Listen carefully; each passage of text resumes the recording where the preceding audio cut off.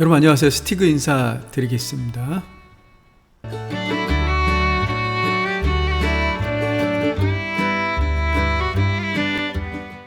자, 이번 주도 주간 브리핑 시간이 돌아와 봤는데요.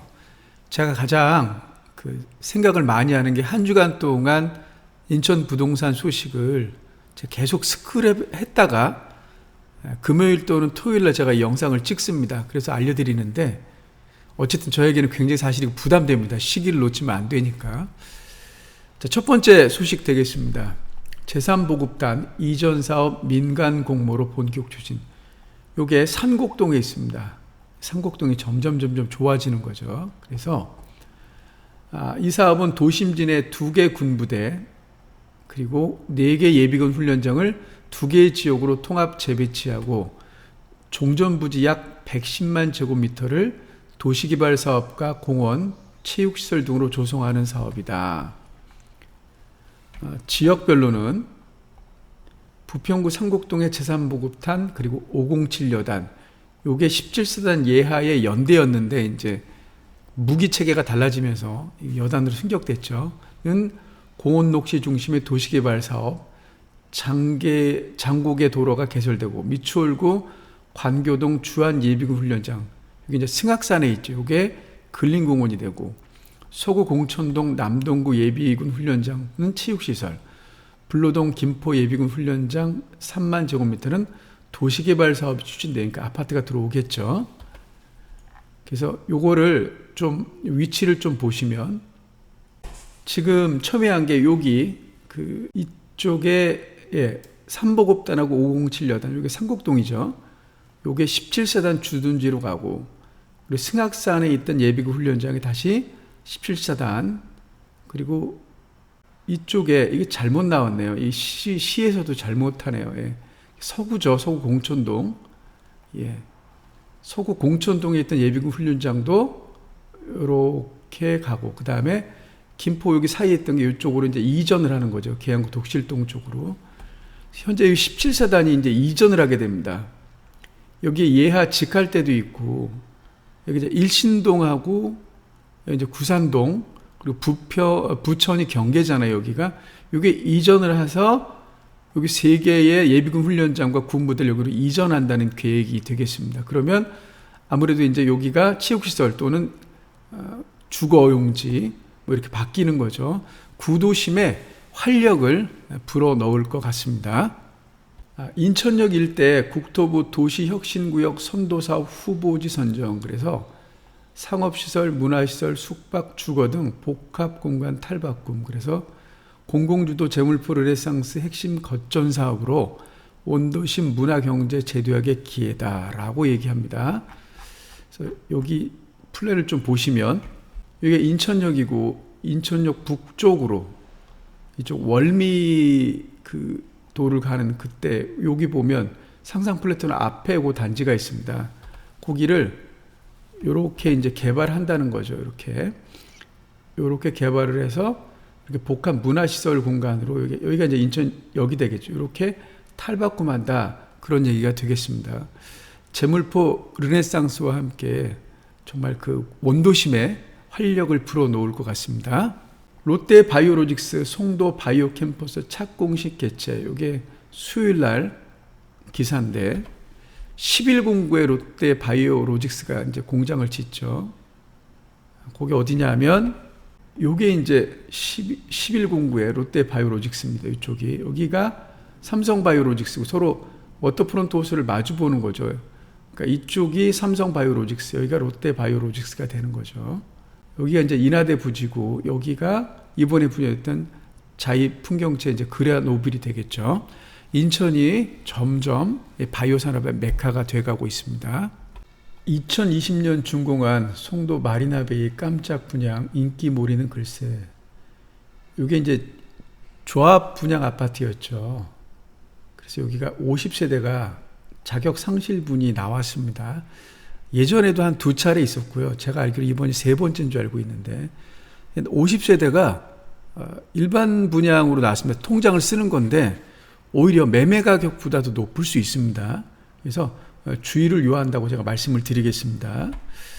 기사를 보면 면적별로 전용 면적 74, 30평 B 같은 경우 6세대, 84A가 11세대, 84B가 14세대, 84C 8세대, 84D 5세대, 84E 2세대, 84F 2세대, 84G 2세대인데 공급 가격이 74 같은 경우는 6억 3천에서 6억 4천 정도, 84 같은 경우는 6억 5천에서 7억 7,900이에요. 그래서 공원비와 오션부, 층수 등을 감안해야 하지만 분양가가 일부 시세와 비슷하거나 오히려 높아 가격 경쟁력이 부족해 보인다는 게 지역 공인 중개업계의 얘기입니다. 그래서 오히려 마리나베이를 생각하시는 분은 일반 매물로 나온 매매를 사는 게 낫지, 그래서 통장을 아끼는 게 낫지, 이거는 통장을 써야 되기 때문에 그런 점이 있습니다. 수도권 광역철도망 선정위원회가 대광위가 5호선 연장 등 대도시권 광역교통 시행계획 변경 공청회를 진행합니다. 인천 기준으로 제가 말씀드리면 여기가 101 역사 아라역이고 여기가 102 역사 검단 중앙역이죠. 그래서 이게 이제 김포안하고 인천시안을 중지한 대광이 아닌데 요거 갖다가 이제 공청회를 펼친다고 합니다. 누누이 제가 말씀드린 건데 어쨌든 무조건 돼야 됩니다. 이거는 서로 양보가 제일 좋습니다. 송도 아트센터 옆에 오페라 하우스를 투자심사 통과의 총력, 현재 이게 콘서트홀이죠. 아트센터 그 옆에 오페라 하우스를 이렇게 짓는다고 합니다. 중앙투자심사를 신청했습니다. 근데 쉽진 않을 것 같아요. 근데 인천에 특히 송도에 격을 높이려면 워터프론트 호수 앞에 이 정도 문화시설 들어오는 게 어쩌면 당연한 것이고 들어와야 되는 거죠. 중구 영종국제도시 복합공공시설 공식 명칭 공모. 그래서 정말 영종도에도 건축미가 아름다운 이런 복합 공공시설이 들어오네요. 문예회관 격이죠. 공연도 하고 회의도 하고 그런 격이겠죠. 영종도 분구에 맞춰서 영종도도 이제 자치구로서의 면모가 점점 갖춰지고 있습니다. 인천시 루원청사 신축시청사 통합보훈회관 건립순조 그랬습니다. 이게 이제 지금 건립되고 있죠. 그래서 뭐 반발이 좀 있긴 하지만 어쨌든 루원시티에도 그 공공시설이 좀 들어와야지만 삶의 질이 올라가고 행정 서비스도 정말 좀 더 나은 서비스를 받을 수 있을 거라고 생각을 합니다. KTX 월곶 판교선, GTX 등 역세권 개발 수혜 지역의 수요자 눈길 그랬습니다. 매일경제 기사인데요.